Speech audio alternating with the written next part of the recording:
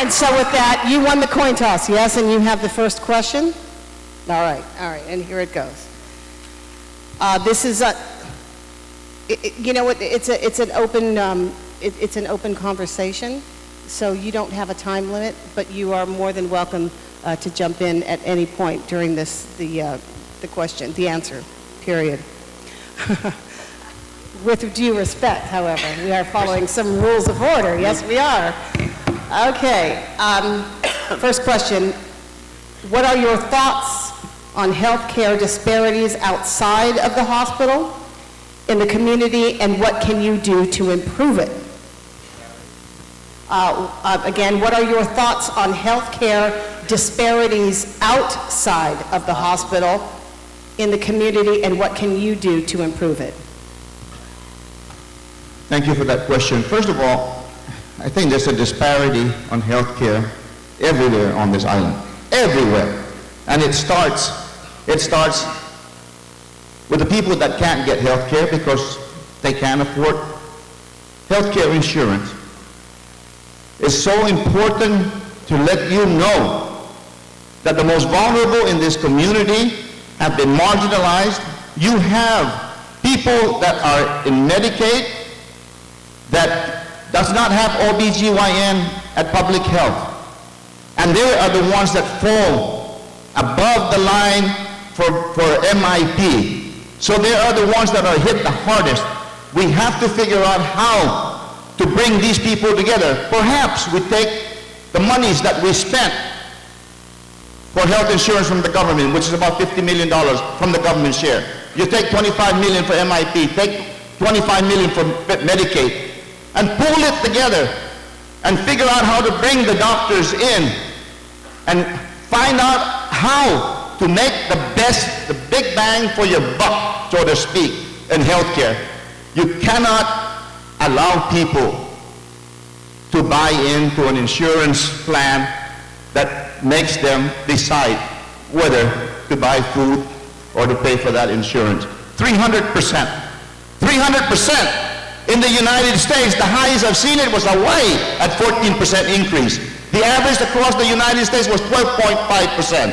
Now you tell me, when they tell you that it's because of the Obamacare, it's because they lost money at Tokyo Marine, they lost money at Select Care. But when I find out for freedom of information, they made $17 million profit in 1 year.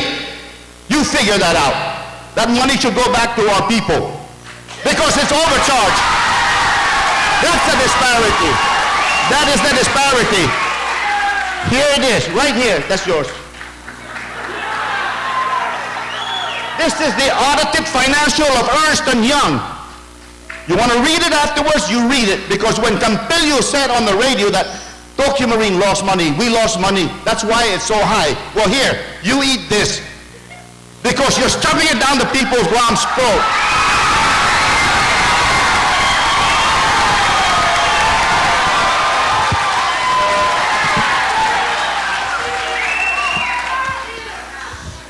Healthcare and the issues of healthcare in our island and the rising cost and lack of access of healthcare are indeed a problem, not only in Guam but in the United States. But as typical of my opponent and how he's vilified in every election since 1978, some grand perpetrator, some villain that is out to destroy the people of Guam, and he will protect them.